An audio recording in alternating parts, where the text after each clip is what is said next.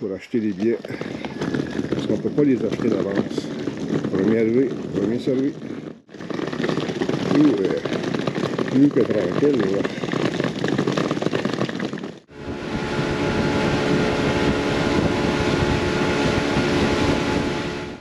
Là, on s'en va à Chiquimula. On en a pour 4h30 dans ce merveilleux autobus-là.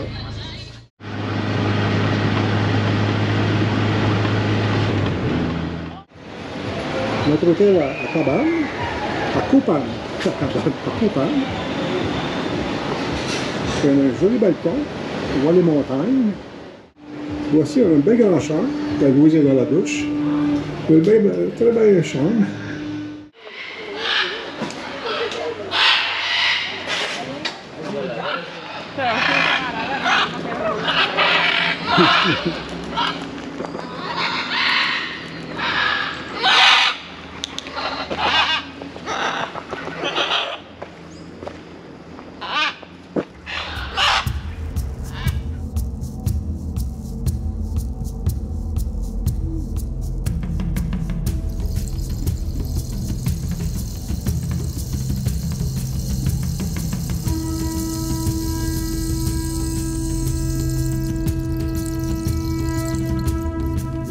Stèles ici qu'on a regardé, c'est le travail remarquable des Mayas et le système d'écriture qui est en arrière là, de chaque stèle, ou presque de chaque stèle, qui nous informe sur la personne qui était dans son effigie, là, qui est cette personne. Toute l'écriture Maya qu'on a devant nous. Louise m'a appris que c'est par deux blocs, ça se lit de droite à gauche et de haut en bas. C'est très bien conservé, ceci. Ça me fait penser aux pierres, au musée de Chavín de Huántar au Pérou. Et le côté, autant travaillé.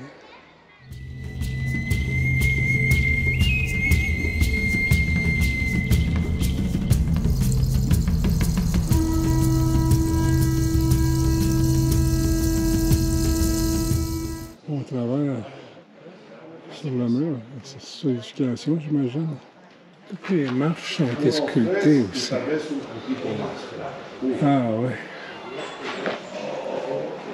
Toutes les marches.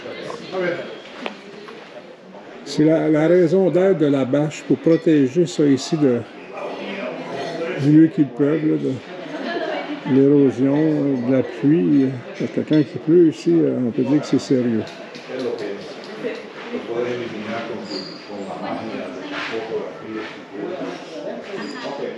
Comme Louise l'a appris, là, les hiéroglyphes se lisent de droite à gauche et de haut en bas. Ici, il est inscrit que Roger et Louise sont à Copan, au Honduras. Très bien. Les nouvelles vont vite.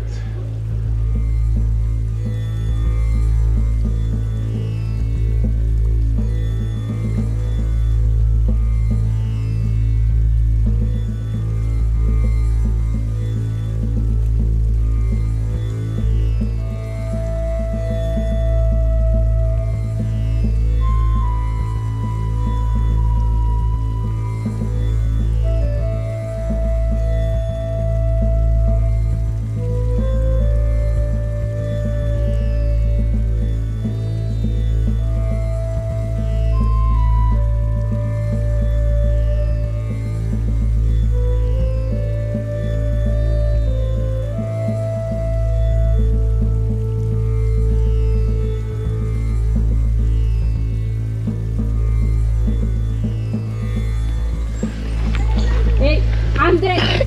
Be careful. Karal, can you catch them?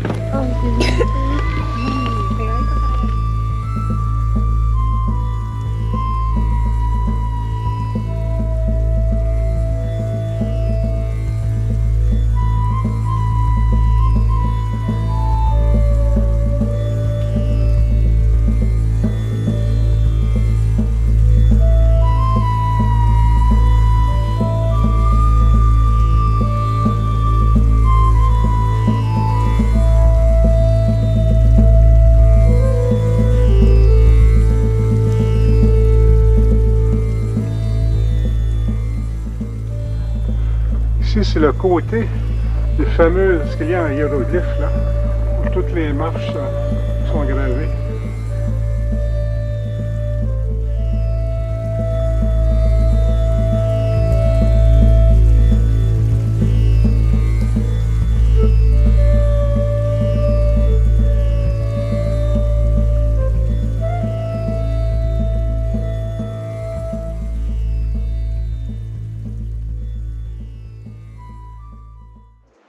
On peut dire qu'ils ont beaucoup sculpté la pierre. C'est des sculpteurs. Hein? C'est magnifique. Puis comme tu disais tantôt, c'est très différent des autres sites qu'on a vus. Hein? Oui, tout à fait. C'est la sculpture, la représentation des prêtres et puis des personnages.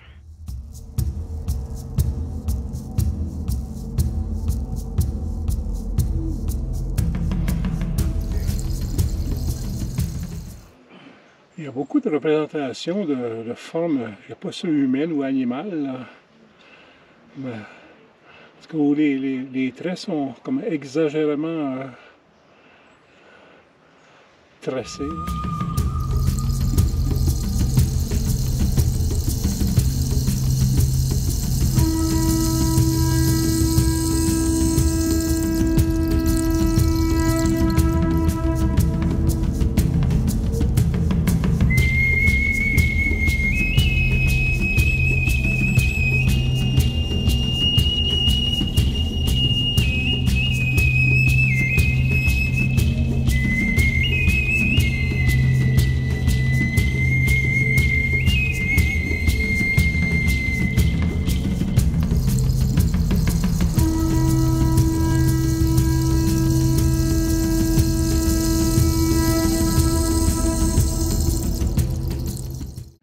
On a gravé dans la pierre. Et là, on a un personnage.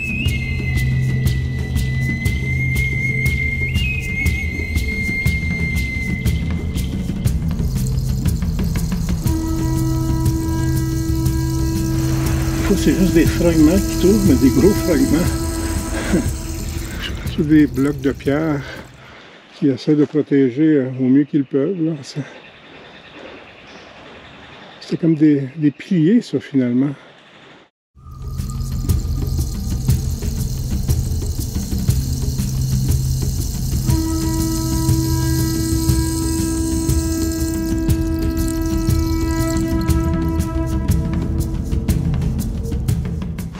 On a visité l'ensemble du site de Copan, Louise et moi, et je dois vous dire que il est très différent de ce que nous avons vu jusqu'à maintenant.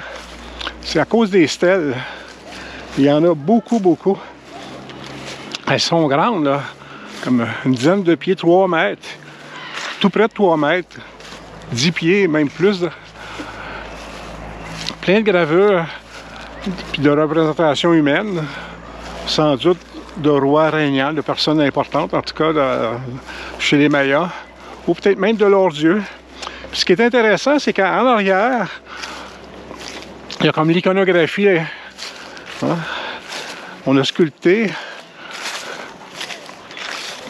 la manière d'écrire finalement. C'est comme des blocs. Hein? Louise me disait ça se lit comme c'est 2 blocs à la fois. 1, 2.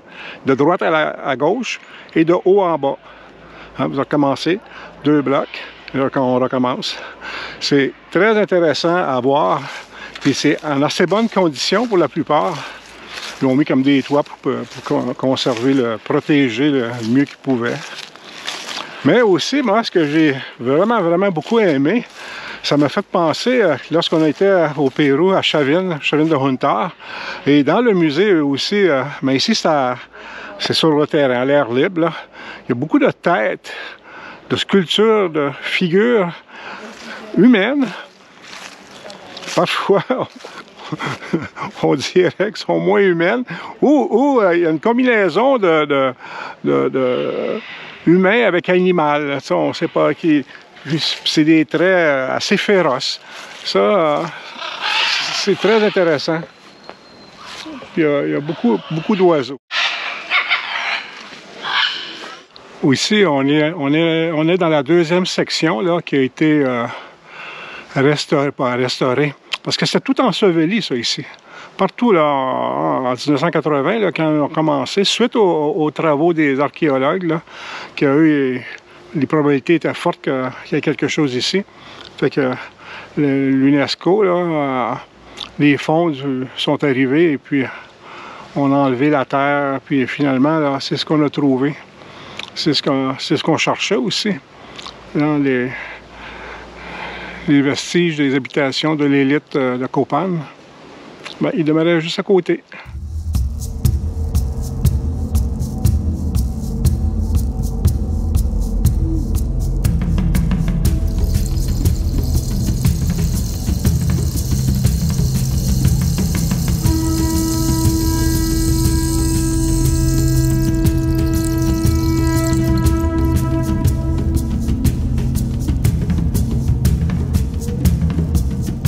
C'est les tunnels ici qui sont en train de préparer pour la visite des touristes. Parce que les deux qu'on aurait pu visiter sont fermés. Ils sont en train de les nettoyer suite à la COVID. Là.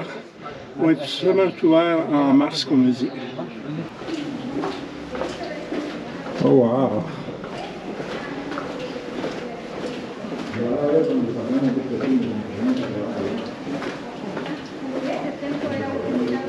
Oh wow! Louise, qu'est-ce que tu as pensé de ce musée? Bien, je le trouve gigantesque, puis en plus, les reproductions des temples, c'est magnifique. Ça vaut la peine de regarder ce qui a été dans le passé. Oui. Ça nous donne un complément d'histoire, dans le fond. Exactement. Puis, en grandeur presque réelle, mais tu sais, un modèle, mais magnifique. Oui, souvent, ils ont reconstitué comme une porte d'entrée. Mais tous les ornements qui sont là, comme ici, en haut, là, tout ce que vous voyez, ça vient du site. Tous les artefacts proviennent du site, c'est des découvertes. Fait qu'ils ont créé le musée pour les protéger, mais en plus, ils ont créé des murs. Ils ont refait ce que eux ont trouvé. Comme ça ici, là, ça c'est une copie, c'est une réplique exacte. Et puis, c'est ce qui est à l'intérieur de la pyramide.